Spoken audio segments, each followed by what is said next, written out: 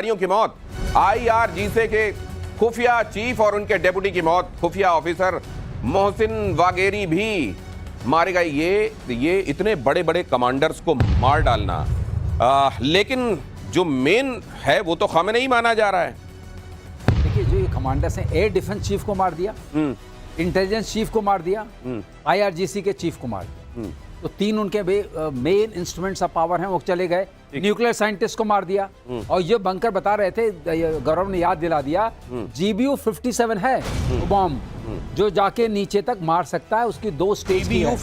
GBU 57 American bomb है, उसे massive ordnance penetration बोलते हैं, MOP। तो वो जाएगा, पहले पेनिट्रेट करेगा, फिर बस्ट करेगा। तो मोआब इसी को कहते हैं, Moab, mother of all bombs. वो अलग है। अच्छा, ये सर बात कर रहे हैं पेनिट्रेशन वाला। अच्छा, अलग है, वो अलग है। वो अलग है। ओके। दोनों अलग अलग हैं। ओके। उसका काम, इसका काम है कि पेनिट्रेट। वो वाली जो माता जी कहलाती हैं बमों की, वो सीधे जाके फट जाती हैं। ये वाली माता जी पहले ड्रिल करती हैं और फिर फटती हैं। उस माता जी का ये है कि इतना ज्यादा टेम्परेचर बढ़ा देंगी आप जहां गिरेंगी, क्योंकि जाने का रास्ता तो हो गई। राइट। माता जी अंदर 3000 डिग्री का टेम्परेचर दे देंगी, फिर उसके बाद आप करिए। तो संभालिएगा ऐसी माता जी से। और इजरायली प्रधानमंत्री नेतन्याहू का बहुत बड़ा दावा, ट्रंप को मारना चाहता है ईरान। नेतन्याहू ने कहा, एटमी प्रोग्राम के लिए ट्रंप को मारता है खतरा।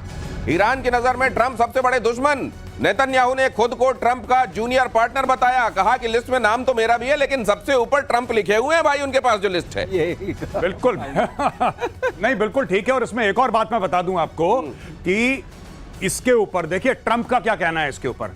ट्रंप साहब, आपको बीच में रोक रहा हूं, मुझको लगता है ये दुनिया को कम, अमेरिका को ज्यादा बताया कि भाई नाम तेरा ऊपर है, तू देख ले इन्वॉल्वमेंट कितनी रखनी है और क्या करना है आगे। मैं बिल्कुल दिनेश आपसे अग्री करता हूं। बिल्कुल सही बात, आपने बहुत बढ़िया बात बोली। अब इसमें क्या है कि ट्रंप कहता है कि मैंने नेतन्याहू का हाथ पकड़ लिया, नेतन्याहू तो इसको ठोकने के चक्कर में था, खमेनेई को, मैंने इसको मना कर दिया। वहां पे नेतन्याहू कहता है कि मैं इसको छोड़ूंगा नहीं, खमेनेई को। Everything is on the table, we will get him. अब इसमें चक्कर क्या हो रहा है, देखिए मुझे लग रहा है कि ट्रंप ना फिर से वही बात कर रहा है जो ट्रंप ने पहले करी थी।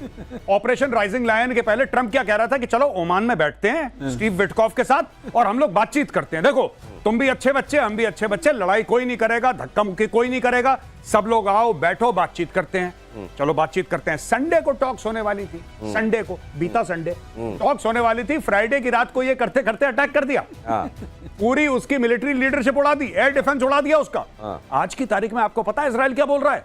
इजराइल ये बोल रहा है कि we have complete air superiority over Iran. उनका स्टेटमेंट आया, वी हैव कंप्लीट। और सर बताएंगे what is the meaning of complete air superiority. क्या है दिनेश? कंप्लीट एयर सुपीरियरिटी का एक दृश्य भी आया था। वो उस एयर स्पेस में रिफ्यूलिंग कर रहे हैं, एयर टू एयर रिफ्यूलिंग कर रहे हैं। ये मामला बड़ी शांतिपूर्ण जगह होता है, वो आराम से कर रहे हैं, इससे कोई खतरा ही नहीं है। अब बताइए, ऐसे माहौल में आपकी एयर स्पेस गई हाथ से, आर्मी काम नहीं कर सकती क्योंकि there is a difference of 1000 kilometres. अब आपका मिसाइल्स बच गई हैं। मिसाइल्स में अगर आपका वो नहीं जाता, जिसको आप लेके पौवा पौवा कुछ लोग कहते थे पहले, तो वो है नहीं, क्योंकि वो तो मार दिया। अब ये जो बता रहे थे उसमें एक चीज और याद आई, जो गौरव ने बताया कि ऊपर उन्होंने पूरा साफ कर दिया। ऊपर सारा उनका वेंटिलेशन सिस्टम होता है, सारा उनका सर्वाइवल सिस्टम ऊपर होता है। जो पहाड़ के ऊपर था वो तो गया, तो नीचे सर्वाइवल सिस्टम है नहीं। फिर आपने एक मदर ऑफ बॉम्ब्स की बात याद दिलाई थी, माता जी की, तो वो भी लग जाएंगी। तो अब बचा क्या? तो बचा ये क्या कह है? रहे हैं कि बचा है, और इजराइल कह रहा है बचा नहीं है। तो ये बचा कितना है? ऊपर रोशनदान, खिड़की, दरवाजे ऊपर से जो खुलते थे वो सारे बंद हैं। और फिर वो मदर ऑफ ऑल बॉम्ब तो इंतजार कर ही रही है। अगली खबर देखिए, ईरान से लोगों के भागने का वीडियो सामने आया। इजरायली हमलों से डरकर भाग रहे हैं लोग। तेहरान में सबसे ज्यादा लोग घर छोड़कर भाग रहे हैं। तेहरान में दहशत से तेज हुआ पलायन। तेहरान में सबसे ज्यादा इजरायली हमले। और अब तेहरान को यह कह भी दिया इजराइल ने कि तेहरान वालों सावधान रहो। वो इसलिए भी क्योंकि इजराइल में जो नागरिक ठिकाने हैं उनको निशाना बनाया जा रहा है। तो ये कहा गया है कि सेम टू यू तो करेंगे हम। नहीं, इन्होंने फारसी में ट्वीट करा है। और इन्होंने इजराइल की सरकार ने जो नागरिक है वहां के, ईरान के, उनको एड्रेस करा है कि देखिए हम दयावान लोग हैं, हम दयावान है, बड़े दिल वाले हैं। हम आपको पहले बता रहे हैं कि आप निकल लो। मलबा बनने वाला है तेहरान, ठीक है, तो आप लोग पहले निकल लो। और फिर अपनी तारीफ करते हुए इजराइल ये कहता है कि देखो ऐसा कहां होता है दुनिया में जो 3 दिन पहले कोई बता दे कि मलबा होने वाला है। पहले से बताकर आपको निकलने का टाइम देकर अगर आप उसमें देखेंगे वो विजुअल्स इस समय बड़े राउंड कर रहे हैं जी। तो एक तरफ डिवाइडर के इस तरफ लाइनें लगी हुई हैं, उधर से आने वाली एक दो कारें हैं जो तेहरान के अंदर एंट्री ले रही हैं। अगली खबर देखिए, खमेनाई पर अटैक करना इजराइल के लिए मुश्किल, तेहरान के सबसे सुरक्षित ठिकाने पर खमेनाई की जाने की खबर। लाविजान के एक बंकर में अंडरग्राउंड होने की संभावना। अब अगर हमारे पास ये खबर है कि लाविजान के बंकर में है भाई साहब, तो फिर ऐसी कौन सी जगह है जो दुष्कर है, दूभर है उन लोगों के लिए, जिसका नाम इजराइल है। यहां ईरान का सबसे सुरक्षित ठिकाना बताया जाता है लाविजान। ये तो वही वाली बात हो गई कि अगर तुम ये बता दो कि मेरे बैग में आलू रखे हुए तो मैं सारे आलू तुमको दे दूंगा। लाविजान के बंकर में है भाई साहब जी। नहीं, इजराइल, इसको देखिए, मैं आपको एक बात बताता हूं, बड़ी बढ़िया बात करी है इजरायलीज ने इस बारे में। लगातार नेतन्याहू संपर्क में है जो वहां के लोकल लोग हैं, और लोकल लोगों से यह कह रहा है, उसको पता है कि लोग पहले विद्रोह कर चुके हैं कई बार खमेनेई के खिलाफ। खासतौर से उस हिजाब के केस में लोग आ गए थे, 100-200 लोगों को गायब कर दिया था, जान से मार दिया था। अब नेतन्याहू कह रहा है कि देखो, मैं आपको, आपकी इज्जत करता हूं, मैं आपसे प्यार करता हूं, और इस लड़ाई में आपका कोई लेना देना नहीं है, मैं ये भी जानता हूं, इसलिए जो एक्चुअल में वहां पे असुर शक्तियां हैं, हम उनको टारगेट कर रहे हैं, हम आपको टारगेट नहीं कर रहे। पहली चीज। दूसरी बात है कि मैं ये चाहता हूं कि आप अपने अधिकार के लिए आज खड़े हो जाएं और आप विद्रोह कर दें खमेनेई के खिलाफ। तो ये भी एक बात चल रही है कि विद्रोह कर दो, इसको निकालो, इसको ये किसी बंकर में छुपाओ। एक बार लोग गुस्सा हो गए ना, एक बार लोग पीछे पड़ गए, तो लोग वो कर सकते हैं जो मदर ऑफ ऑल बॉम्ब्स नहीं कर सकता। सही बात। फिर भीड़ अगर उसमें पगला गई भीड़, तो वो इसको निपटा देगी। और यही कह रहा है नेतन्याहू कि तुम लोग उठ जाओ और बगावत कर दो इसके खिलाफ। और इसी में अगली खबर देखिए कि चलती कारों में धमाके से दहला ईरान। आपको याद होगा लेबनान में, याद है आपको पेजर कैसे फटे थे, अब यहां कारें फट रही हैं। इस धमाके से दहला ईरान, इजराइल पर सीरियल ब्लास्ट का शक, पेजर बॉम्ब की तरह धमाके हुए, ऐसा लग रहा है मोसाद एक्शन में है। मुझे लगता है मोसाद एक्शन में है और ये कुछ भी कर सकते हैं। और मैं आपको एक और बड़ी खूबसूरत बात बताता हूं, सर आप इसके ऊपर जरा विस्तार से बताइएगा। मोसाद के पास ऐसे कई 100 सिनेरियो रहते हैं एट अ टाइम। ज्यादातर इंटेलिजेंस एजेंसीज करती है, मोसाद खास तौर पे इसके लिए मशहूर है कि 1000 से, अगर ऐसा हुआ तो हम ये 5 चीजें करेंगे, और अगर वैसा हुआ तो हम ये 10 चीजें करेंगे। उसके ऊपर पैसा भी लगाते हैं, समय भी लगाते हैं, मैन पावर भी लगाते हैं, प्लानिंग भी लगाते हैं। और अगर वो सिनेरियो फिट हो गया तो बस उसको स्लॉट में डाला और आगे बढ़ा दिया। यही काम अब कर रहा है Mossad. They have planned this. ये जो बीच में बात हुई थी कि उनके एयर डिफेंसेस उड़ा देंगे, जो उन्होंने राइजिंग लाइन के समय करा था, वो 1.5 साल से प्रिपेयर कर रहे थे भाई लोग, 1.5 साल से। ये समझ लीजिए, अब ये राइजिंग लाइन, ये पहले ये जो शेर है ना, ये ऐसे छलांग लगाता हुआ वाला शेर, ये झंडे में होता था इजराइल के 79 तक। और इजराइल ईरान युद्ध में अमेरिका का एक्शन, यूएसएस निमित्ज मिडिल ईस्ट की तरफ रवाना हो गया। ये बहुत बड़ी बात है। अमेरिका का खतरनाक एयरक्राफ्ट कैरियर यूएसएस निमित्ज दक्षिण चीन सागर से पश्चिम की ओर बढ़ा। बताया जा रहा है कि यहां एक पोर्ट पर इसके स्वागत के लिए समारोह रखा गया था। कहा गया इमरजेंसी है भाई, मैं स्वागत में नहीं आ सकता, मेरे को अभी आगे बढ़ना है। मतलब ये तो बड़ा खतरनाक है साहब। ये बहुत बड़ा एयरक्राफ्ट कैरियर है, सबसे बड़ा सर। लेकिन इसका वहां बढ़ने का मतलब बताइए क्या है? इसका बढ़ने का मतलब यह है कि अपने दायरे में रहना। अगर उसको पार करोगे, देखिए यूएस ने कहा है हम नहीं जाएंगे ट्रूप्स लेके, सब लोग समझ रहे हैं नहीं जाएगा, लेकिन यूएस ने यह भी कहा है कि हम इंटरसेप्शन में हेल्प करेंगे। अब ईरान के पास क्या रास्ता है? इंटरसेप्शन कर लोगे, जहाज उसके पास है नहीं जो वहां तक जा सके, और मिसाइल मार रहा है, इंटरसेप्ट कर दोगे, बचा क्या? ऊपर से ये भी कहा है कि पूरी इंटेलिजेंस की इंफॉर्मेशन प्रोवाइड करेंगे। अगर आपने इंटेलिजेंस टारगेट्स की दे दी कि खमेनाई कहां है, लॉन्चर्स कहां है, सारे लॉन्चर्स उनके तबाह किए जा रहे हैं। तो नेटो में आ रही है, तो अमेरिका का जो सहयोगी है नेटो में, टर्की, वो भी तो सारे डेटा दे रहा है अपने यहाँ से, रेडार वेडार के सारे डेटा के, लो भाई ईरान काम करो। जो आप सुनते हैं ना, मुस्लिम ब्रदरहुड, OIC, कहने के लिए बड़ा अच्छा है, कुछ मुखौटा तो सबको चाहिए, तो मुखौटा है। अब टर्की भी क्या कर रहा है, उधर यहाँ एक पहलवान अपने, कहीं ऐसा तो नहीं है कि वो डेटा देकर मेजर गौरव आर्य जो देंगे कि बोले भाई इधर तो आई नहीं कोई, इस वाले कोऑर्डिनेट में तो कोई आई नहीं मिसाइल, बोले वो परसों वाला दे दिया, मैं कल वाला आज वाला भेजता हूं आपको। कहीं ऐसा तो नहीं होगा? नहीं, देखिए मैं आपको एक बात बताता हूं छोटी सी। सच बात यह है कि ईरान के साथ कोई नहीं खड़ा। ये सब जबान खर्ची जो होती है ना, मुंह से बोलना।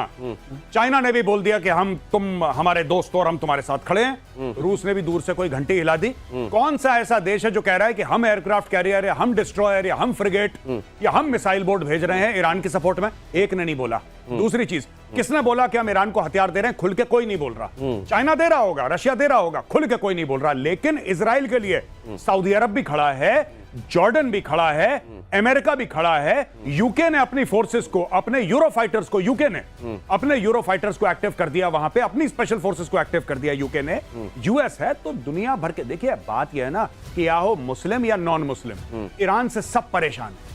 अरब देश ईरान से बहुत ज्यादा परेशान है। वो कहते हैं अच्छा हुआ, वो बोल नहीं सकते क्योंकि popular opinion on the street does not support them. लेकिन आप किसी भी शेख से पूछें, आप किसी भी बादशाह से पूछें, वो ईरान से खुश नहीं है क्योंकि उनकी जमीन पे, सऊदी अरब की जमीन पे ईरानियों ने आतंकवादी संगठन पाल रखे हैं। सीरिया में पाल रखे हैं, यमन में पाल रखे हैं, लेबनान में पाल रखे हैं, इन्होंने फिलिस्तीन में पाल रखे हैं, इन्होंने हर जगह। तो वहां के लोग परेशान है ईरान से, वो कह रहे हैं ठोको इसको, बहुत अच्छा करा, मारो। अगली खबर, एटमी वॉर को लेकर ईरान का बहुत बड़ा दावा। ईरान के राष्ट्रीय सुरक्षा परिषद के सदस्य ने कहा पाकिस्तान ने इजराइल पर एटमी पलटवार की गारंटी दी। ईरान पर न्यूक्लियर बॉम्ब गिरा तो इजराइल तबाह, पाकिस्तान भी इजराइल पर गिराएगा एटम बॉम्ब। और जैसे ही यह खबर ईरान की तरफ से दी गई, इस्लामाबाद से आवाज आई, नहीं नहीं हम नहीं है, हम नहीं है भाई साहब, हम इसमें नहीं है। ये पता नहीं कैसे उन्होंने बयान दे दिया, हम इसमें शामिल नहीं है। मैं तो वो पाकिस्तान को जैसे ही पता बोल दिया होगा, पाकिस्तान लाहौरी तो बकवास करने में नंबर 1 है। लाहौरी ने चिपका दिया, ठीक है कि ऐसे भी चले जाएंगे, कोई दिक्कत नहीं है। फिर बाद में बोल दिया कि जी मैं तो मजाक कर रहा था। ईरान ने सोचा मुस्लिम ब्रदरहुड के नाम पर पाकिस्तान इतना तो करेगा, ये लेकिन फिर ये इनको लगा नहीं कि यार कम से कम कह ही दिया है। वो जो शोले में एक डायलॉग है कि पार्टनर अब बोल दिया है तो देख लेंगे। इसने बोला तो ये बोला कि भैया मैंने चुपके से बोला था, तुम खुले खुल्लम खुल्ला बोल रहे हो। अच्छा, मैंने कान में फुसफुसाया था कि ऐसा होगा तो मैं देख लूंगा। तुमने सार्वजनिक बयान क्यों दे दिया? तुमने दिया बयान, वो हमें मार देगा। हम ऐसे बैठे। मैं एक बात बताऊं, ये ईरानी जो है ना, ईरानी ये लोग मुझे लगता है बड़े मासूम है। ये लाहौरियों के चूरन के चक्कर में फंस गए। इनको लाहौरियों ने चूरन पकड़ा दिया कि तुम चिंता मत करो, देसी भी मुसलमान थे, तुसे भी मुसलमान, अगर तुम्हारे ऊपर न्यूक्लियर स्ट्राइक हुई तो हम तेल अवीव को तबाह कर देंगे। ये बोला इन्होंने। उसके बाद ये खुश हो गए कि भाई देखो न्यूक्लियर पावर हमारे साथ खड़ा हुआ है। जैसे ही इसने अपना बयान सार्वजनिक करा, पाकिस्तान ने वही पुराना बयान अपना दिया। मैं तो मजाक कर दिया। मतलब ये कि असल में पाकिस्तान की तरफ से कही हुई बातों को ईरान ने कुछ ज्यादा गंभीरता से ले लिया और उस गंभीरता पर अमल करते हुए जब सार्वजनिक उसने बातें की तो पीछे से आवाज आई, अरे ये तो ऐसे ही कहा था मजाक में। अगली खबर देखिए, ईरान पर इजराइल की एक और चोट, कुद्स फोर्स कमांड सेंटर पर अटैक। IRGC की एक गुप्त शाखा है कुद्स फोर्स, और कुद्स फोर्स पर इजराइल में आतंकी हमले का आरोप है। तो मतलब कोई भी विंग, कोई ऑफिशियल हो, अनऑफिशियल हो, अंडरग्राउंड हो, कैसे भी हो, उसको छोड़ नहीं रहा है इजराइल इस बार। दिनेश, आपको ऐसा नहीं लग रहा इजराइल के अटैक्स पे, आप सोचिएगा, आपको ऐसा नहीं लग रहा कि इजराइल ने एक हिट लिस्ट बना के रखी है? लग रहा है ऐसा। हिट लिस्ट बना के रखी है, किल लिस्ट बना के रखी है, और उसके हिसाब से अच्छा ये टिक, ये फिर गया, ये IRGC का गया, ये कुद्स फोर्स का गया, ये इनका एयर डिफेंस वाला मामला गया, ये इनके आर्मी का गया, ये एयरफोर्स वाला गया। ये एक एक करके मार रहे हैं और एक एक करके टिक लगा रहे हैं उसके आगे कि ये भी निपट गया, ये भी निपट गया। पूरी की पूरी टॉप मिलिट्री और इंटेलिजेंस लीडरशिप भाइयों ने साफ कर दी है। अब देखिए दूसरा बंदा आएगा, उसको टाइम लगेगा सीखने में, उसको टाइम लगेगा एडजस्ट करने में, और ये उसको भी निपटाएंगे। आपने नहीं देखा था हमास में यही करा था इन्होंने, हिजबुल्लाह में यही करा था। जो पहला वाला था उसको निपटाया, नसरल्लाह को, उसके बाद जो आया उसको भी थैंक यू बोल दिया। अब वहां पे कोई है ही नहीं। तो यानी कि सर काट दो, जब आप सर काट दोगे तो शरीर तो ऐसी जमीन पे गिर जाएगा। तो ये हाथ पैर नहीं तोड़ रहे, ये डायरेक्टली सर की ओर जा रहे हैं। और अगर ये सर की तरफ जा रहे हैं तो निश्चित रूप से ये ईरान के लिए और मौजूदा वहां का डिस्पेंसेशन जो है उसके लिए बड़ी खतरे की बात है। लेकिन यहाँ हमारे प्रोड्यूसर्स जो देखिए, उन्होंने न्यूक्लियर कैपेबिलिटी को लेकर कंपैरिजन भी बना लिया था कि भाई ये कह रहे हैं तो सीरियसली कह रहे होंगे, चलो बना लेते हैं। कंपैरिजन दिखाइए जो आपने बनाया था, ये देखिए कंपैरिजन। लेकिन बाय द टाइम ये कंपैरिजन आया, उधर से पाकिस्तान ने कहा मैं तो मजाक कर रहा था। जो आप कह रहे हैं, ये भोपाल की याद बार बार आप मुझे दिला देते हैं, मैं जो मजाक कर रहा था। मुझे लग रहा है कि ये जो कहा जाता है इनकी तरफ से कि सारे मुस्लिम देश हमारे साथ फला मुद्दे में साथ में आए, ये खुद क्यों नहीं निभा रहे हैं फिर ईरान के समय? ये देखिए, मैं आपको एक बात बता रहा हूं, जो अरब कंट्रीज हैं, जो अरब मुस्लिम देश हैं, वो बड़े ही रिस्पॉन्सिबल, ज़हीन और मैच्योर किस्म के हैं। ये पाकिस्तान है, ये बावला टाइप का, ठीक है। और दूसरी चीज, जो पाकिस्तान कहता है न्यूक्लियर पावर, भाई साहब 140 अरब के तुम्हारे लोन हैं।